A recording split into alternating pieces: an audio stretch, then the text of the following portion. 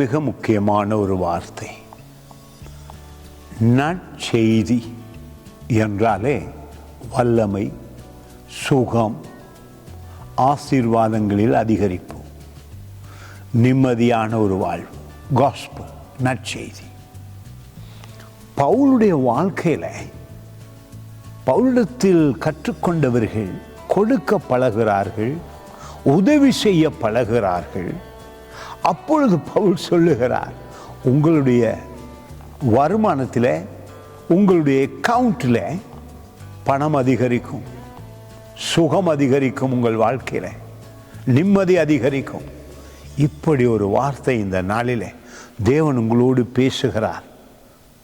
இந்த வருட ஆரம்பத்திலே இந்த வார்த்தையின் கருத்தை ஆவியிலே தெரிந்து கொண்டு உதவி செய்ய, தசம பாகங்களை கொடுக்க, காணிக்கைகளை கொடுக்க, மற்றவர்களுக்கு நற்செய்தி சொல்லத்தக்கதான உதவிகளை செய்ய பழகி கொள்ளுங்கள். பாருங்கள், இது சொல்லுகிறது பிலிப்பியர் புத்தகம் 4ஆம் அதிகாரத்திலே 17வது வசனம்.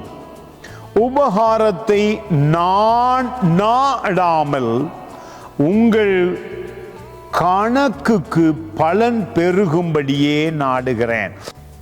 எங்களுடைய வருமானத்திலே பெருக்கம், சுகத்திலே பெருக்கம், எங்களுடைய ஆசீர்வாதத்திலே பெருக்கம், நன்மைகள் வருகிறதை காண்கிறோம்.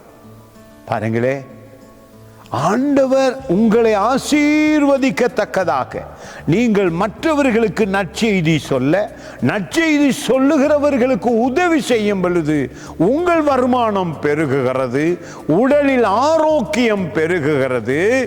இந்த ஆச்சரியங்களை அனுபவிக்க விரும்பினால் இந்த நாளில் இயேசு கிறிஸ்துவுடைய காரியங்களில் அதிகம் அதிகம் அதிகம் செயல்படுங்கள்.